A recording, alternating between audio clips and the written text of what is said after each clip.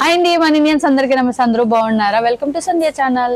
ఒక్క వీడియో చేయడానికి ఎన్ని టేకప్లు తీసుకోవాల్సి వస్తుందో. ఎందుకంటే ఇక్కడ వీడియో చేస్తున్నానా, కస్టమర్లు వస్తున్నారు, మళ్ళీ ఆపేస్తున్నానా, మళ్ళీ కస్టమర్లు వస్తాను, మళ్ళీ ఆపేస్తున్నాను. నేను ఏదైనా వీడియో ఆన్ చేసినప్పుడే కస్టమర్లు వస్తారండి. ఖాళీగా వీడియో చేయొద్దు, ఏం చేయొద్దు అలాగని కూర్చున్నాను అనుకో, ఎవరు రారు. వీడియో అలా పెడితే చాలు వచ్చేస్తారు కస్టమర్లు. అందుకే ఈ వీడియో ఇందాక నుంచి చేయాలనుకుంటున్నాను, చేయలేకపోతున్నాను. కానీ మెయిన్ థింగ్ ఒక విషయం కోసం వీడియో చేస్తానండి. టాపిక్ ఏంటంటే ఈరోజు కువైట్కి రావాలంటే అసలు క్వాలిఫికేషన్ ఏం కావాలి సిస్టర్, ఎంత చదువుకోవాలి, ఏం చదువుకోవాలి, అసలు ప్రాసెస్ ఏంటి, ఎలా రావాలి, ఎంత ఏజ్ ఉండాలి, ఇలాంటి క్వశ్చన్స్ అయితే నాకు మెసేజెస్ చాలా వచ్చాయండి. అందు గురించి నేను వీడియో చేస్తున్నాను. ప్రతి ఒక్కరికి చెప్పాలంటే కష్టం కదండి. ఒక్క వీడియో చేసి పెడితే అందరికీ వెళ్ళిపోతుంది. మన సబ్స్క్రైబర్స్ అందరూ చూడొచ్చు, లేదంటే తెలియలేని వాళ్ళు కూడా చూడొచ్చు. అందు గురించి వీడియో చేస్తున్నాను. ఈ వీడియో చేసే ముందు కువైట్ కోసం నేను ఒక విషయం చెప్పాలనుకుంటున్నానండి. అది కూడా కొంతమందికి అపోహ ఉంది, అది తొలగించడం కోసం చేస్తున్నాను. అంటే అందరూ నా మాట విని ఇది నిజమా అని నిజమని నమ్మేస్తారని నేను అనుకోవట్లేదు. కానీ ఎంతో కొంతమంది నేను ఇక్కడ ఉంటున్నాను, అరే నిజమై ఉంటుందని ఆలోచించి మాట్లాడతారని చెప్పి నేను ఈ వీడియో చేస్తున్నాను. అదేంటంటే కువైట్ ఇంట్లో పనిచేసే ఖద్దామాలు బాబా దగ్గర వాళ్ళ పిల్లల దగ్గర ఉండకపోతే, అంటే వేరే రకంగా తప్పుడుగా ఉండకపోతే కొడతారు, తిడతారు, ఫుడ్ పెట్టరు, రూమ్లో పెట్టి బంధిస్తారు, అలా ఇలాగని చాలామంది అనుకుంటున్నారు. ఇంకోటి వచ్చి మొన్న ఫేక్ వీడియో చూశానండి. ఒక ఆవిడ తప్పుగా మాట్లాడింది. అంటే కువైటీస్ రోజు నలుగురిని ఇది చేసేవారు, వాళ్ళ కొడుకు అలా ఇలాగని చాలా చాలా తప్పండి ఆ వీడియో. అది ఎంత తప్పుడు వీడియో అంటే నిజంగా కువైట్లో అలా జరిగితే చాలామంది పని చేయలేరండి, అసలు రాను కూడా రారు. ఎందుకంటే అలా లేనిపోయిన అపోహలు మాట్లాడడం. మీకు నిజం తెలిస్తే మాట్లాడండి, లేదంటే నోరు మూసుకొని ఊరుకోండి. ఇప్పుడు మొత్తానికి అలా లేదని చెప్పడానికి కూడా నేను కువైట్ అంతా చూడలేదు, కానీ 99% లేదనే నాకు తెలుసు. ఎందుకంటే నేను చూసిన కాడకల్లా ఎలా ఉన్న కువైట్ ఇంట్లో సిచ్యువేషన్ ఎలా ఉన్నదో చెప్తాను, మీరు వినండి. ఇప్పుడు కువైట్ ఇంట్లోని మామ, బాబా, వాళ్ళ పిల్లలు అందరూ ఉంటారు. పెద్దమ్మ పని చేస్తుంది. ఒకటండి, కువైట్ ఇంట్లో బాబా ఎలా ఉంటారో తెలుసండి. అసలు ఇంట్లో పెత్తనమంతా లేడీస్ అండి. లేడీస్ మొత్తం A to Z అన్నీ వాళ్ళే చూసుకుంటారు. జెంట్స్ ఏంటంటే డ్యూటీకి వెళ్తారు. డ్యూటీ లేని వాళ్ళు ఇంట్లోనే రూమ్లో ఉంటారు. కానీ బయట ఎవరైనా ఒకవేళ కద్దమ్మ పని చేస్తుందంటే బయటికి కూడా రారండి. అంతా మెయింటైన్ అంతా వాళ్ళ మామదే. ఒకవేళ కద్దమ్మకి ఏమైనా కావాలనుకున్నా సరే వెళ్ళి మామనే అడగాలి. మామ బాబా అంటే ఓనర్స్ అనమాట, వాళ్ళని మా అమ్మ బాబా అంటారు. ఓకేనా. పిల్లలు కూడా ఏంటి, చిన్నపిల్లలు అయితే అస్తమాటు కద్దమ్మ చుట్టూ ఉంటారు. పెద్దోళ్ళు అయితే అసలు పట్టించుకోరండి, పెద్ద పిల్లలు అయితే కనుక. ఇంకోటి వచ్చి బాబా వాళ్ళకి ఏమైనా కావాలి అంటే కనుక వాళ్ళ భార్యని అడుగుతారు, కానీ డైరెక్ట్గా వెళ్ళి కద్దమ్మని అడగరు. ఒక్కవేళ కొన్ని సంవత్సరాల ఎక్స్పీరియన్స్ ఉన్నది అంటే, ఒక 10 సంవత్సరాలు 15 సంవత్సరాల ఎక్స్పీరియన్స్ ఉంది, ఈ అమ్మాయి మంచిది అని వాళ్ళ మైండ్కి అనిపిస్తే బాబా వాళ్ళు కూడా తిన్నావా, ఎలా ఉన్నా అని అడుగుతారు. ఏదైనా పండక్కి పబ్బానికి ఏమైనా డబ్బులు ఇస్తూ ఉంటారండి. అక్కడ వరకు తప్ప ఇంకా వేరే విషయంలోని కద్దామాన్ని ఇబ్బంది పెట్టే విషయం లేదు. ఇంకోటి వచ్చి చాలామంది అక్కడ సిస్టర్ తిండి పెట్టరంట కదా, పని ఎక్కువ ఉంటుందంట కదా అని అంటున్నారు కదా. తిండి పెట్టకపోవడం ఉండదండి, పెడతారు. కాకపోతే మనం అనుకున్న టైంకి దొరకదనమాట. అంటే ఇప్పుడు నాకు ఆకలేస్తుంది, ఆ టైంలో నేను తినాలనుకుంటే ఆ టైంలో దొరకదు. దానికంటూ కొన్ని టైమింగ్స్ ఉంటాయి. కాబట్టి మనం ఏమైనా స్నాక్ ఐటమ్స్ మెయింటైన్ చేసుకొని ఆ తిండి టైంకి వచ్చినప్పుడు తిండి తినడమే. ఇంకోటి అంటే వాళ్ళు పని ఎక్కువ ఉంటుంది అంటున్నారు కదా. కువైట్ ఇంట్లో పని ఉంటుందండి. ఎందుకంటే మన ఇంట్లో ఏమున్నది, ఇల్లు తుడుచుకోవడం, గిన్నెలు తోముకోవడం, వంట చేసుకోవడం, మళ్ళీ మధ్యాహ్నం పడుకోవడం. కానీ ఇక్కడ అలా ఉండదండి, అస్తమాడు పని ఉంటుంది. ఎట్లా అంటే గిన్నెలు, మళ్ళీ ఇల్లు, అస్తమాడు బట్టలు ఉతకాలి, ఐరన్ చేయాలి.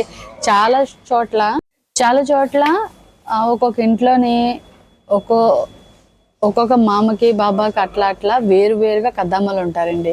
అంటే క్లీనింగ్ వచ్చిన వాళ్ళు క్లీనింగ్, వంటకు వచ్చిన వాళ్ళు వంట, లేదంటే పిల్లల్ని చూడడానికి వచ్చిన పిల్లల్ని, ముసలాళ్ళు చూడడానికి ముసలాళ్ళని, అట్లా వేరుగా ఉన్న వాళ్ళకైతే ఎటువంటి ఇబ్బంది లేదండి. పని చాలా తక్కువగా ఉంటుంది. ఒక్కొక్క ఇంట్లో లేని వాళ్ళు ఉంటారు.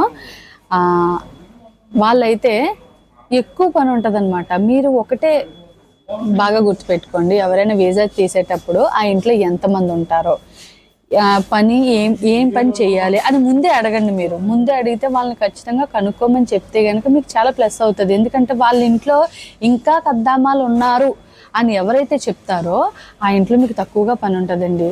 ఎవరు లేరు నువ్వేనంటా అమ్మా అంటే చేపను తోమునట్టు వదిలేస్తారనమాట. ఓకేనా? ఎందుకంటే పని ఖచ్చితంగా ఉంటుందండి. మనకి ఇన్ని వేల రూపాయలు పెట్టి తీసుకొస్తున్నారంటే ఇక్కడ పని చేయడానికే కదా, మనకేమైనా కూర్చోబెట్టి జీతం ఇస్తారా? కద్దమ్మకైతే ఎక్కువ పనే ఉంటుందండి, ఖచ్చితంగా ఉంటుంది. మనకి ఏంటంటే కుటుంబాన్ని వదిలొచ్చాం కాబట్టి ఇంకా బాధ వల్ల అది బాగా హెవీ కష్టం అని అనిపిస్తుంది. ఎప్పుడు మన తెలుగు వాళ్ళ మధ్యలో ఉండి, మన ఫ్యామిలీ మధ్యలో ఉండి సడన్గా ఏదో తెలియలేని భాషలో వచ్చి పడిపోయి ఏ పనైనా కష్టంగా అనిపిస్తుందండి. అందు గురించి చెప్తున్నాను. ఓకేనా? ఇది బాగా మైండ్లో పెట్టుకోండి. ఇక్కడైతే మీరు అనుకునే విధమైన తప్పులు అయితే జరుగుతులేదు. అందరూ కొంచెం రిలాక్స్ అవ్వండి, తప్పుగా మాట్లాడేద్దు, నోరుందాలి కానీ. ఓకేనా? మీకు కావాలనుకుంటే కనుక ఎవరైనా అడగండి కూడా, ఎలా ఉంటుంది అన్న సంగతి చెప్తారు. ఎందుకంటే మా ఫ్యామిలీలోనే చాలామంది ఇప్పటికీ కూడా చేస్తున్నారు, ఇలాగైతే చేయలేరండి. మీరు పెట్టే ఫేక్ వీడియోల వల్ల చాలామంది ఫ్యామిలీలో కూడా చాలా గొడవలు కూడా అయిపోతున్నాయండి. చాలామంది విడిపోవడం కూడా జరుగుతుంది. అలాంటి ఫేక్ వీడియోలు అయితే పెట్టద్దు, తెలుసుకొని పెట్టండి. ఓకేనా? ఇప్పుడు కువైట్కి రావడం ఎలాగో చెప్తానండి. మెయిన్ థింగ్ ఏంటంటే ఖాదీమ్ వీసా అంటే ఇంట్లోకి రావడానికి ఖచ్చితంగా 30 ఇయర్స్ అంటే 30 ఇయర్స్ ఉండాలండి పాస్పోర్ట్లోని. ఓకేనా? 30 ఇయర్స్ ఉంటేనే మీకు ఇంట్లో వీసా పుడుతుంది. అదే కనుక నాకు అలా బయటికి రావాలనుకుంటే 27, 26 ఉన్నా సరే షూన్ వీసా పుడుతుందండి, కానీ ఖాదీమ్ పుట్టదు. ఓకేనా? 30 ఇయర్స్ తర్వాతే రావాలి పాస్పోర్ట్లో ఏజు. అందులో వచ్చిన తర్వాత మీకు చదువుతో అన్నది ఏంటంటే మెయిన్ ఇక్కడ 8th class, 6th class, 7th class చదువుకున్న వాళ్ళు లక్షలు సంపాదిస్తున్నారండి. మరీ హెవీగా ఏం చదువుకోవాల్సిన అవసరం లేదు. మీకు జస్ట్ కొంచెం తెలివి అంటే కొంచెము నాలెడ్జ్, ఏదైనా పని చెప్పగానే పట్టుకుండే శక్తి కాదు, ఏంటి బుర్ర. ఓకేనా? బుర్ర ఉండాలి.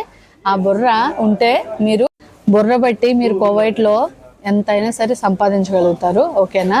ఇక్కడ చూడండి, మన ఇండియాలో మన తెలుగు పనికి రాకపోవచ్చండి. ఇక్కడ ఎంత తెలుగు ఉంటే చాలు మనం ఇంత సంపాదించవచ్చు. ఓకేనా? BAలు, బీటెక్లు, డిగ్రీలు, ఇంటర్లో, 10th క్లాస్లో అన్నీ చదువుకొని ఇండియాలో ఏమీ సంపాదించకుండా ఏమీ చేయకుండా చాలామంది ఖాళీగా తిరుగుతున్నారు. అలాంటి సిచ్యువేషన్లో ఉన్న వాళ్ళు చదువు లేకపోయినా పర్వాలేదు, ఇక్కడికి వచ్చేటప్పుడు చదువే అవసరం లేదండి. ఎంతోమంది ఏలుముద్ర వేసుకునే వాళ్ళు కూడా, ఏమీ తెలియలేని వాళ్ళు కూడా కువైట్కి వచ్చి ఇప్పుడు వాళ్ళ కాళ్ళ మీద వాళ్ళు నిలబడి ఎంతో గొప్పగా ఉన్నారండి. అందుకోసం మీకు చెప్తున్నాను, చదువు కోసం ఏం పెట్టుకోవద్దు. ఏజ్ అయితే ఖచ్చితంగా ఉండాలండి. చిన్నపిల్లల్ని అయితే తీసుకోరు. ఓకేనా? చాలామంది ఫేక్ ఏజ్లతో వస్తున్నారు కదా, అవి ఇప్పుడైతే కొంచెం ఇబ్బంది కూడా అవుతున్నాయి. అలా కూడా చెయ్యొద్దు. 30 ఇయర్స్ ఉన్న వాళ్ళు రండి.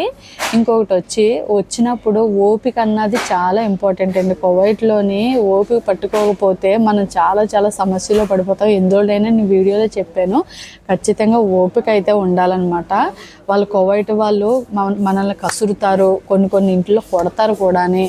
అవి ఏంటి, మనం తప్పు చేయడం బట్టి కొడతారు కూడా.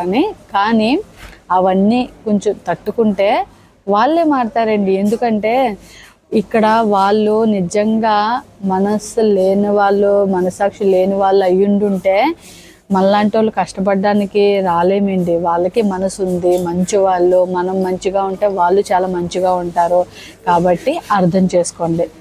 ఇంకా మీకు ఏమైనా డౌట్స్ ఉంటే కనుక నాకు మెసేజ్ పెట్టండి, నేను మీకోసం వీడియో చేసి పెడతాను. ఓకేనా? నా వీడియోలో ఎవరినైనా నొప్పించినట్టుగా మాట్లాడుంటే నన్ను క్షమించండి. కానీ ఇక్కడైతే పరిస్థితి ఇలా ఉన్నది. మీరు వచ్చేటప్పుడు కూడా జాగ్రత్తగా రావచ్చు. వచ్చేటప్పుడు ఎలా రావాలన్నది కూడా చెప్తాను. ఓకేనా? బాయ్.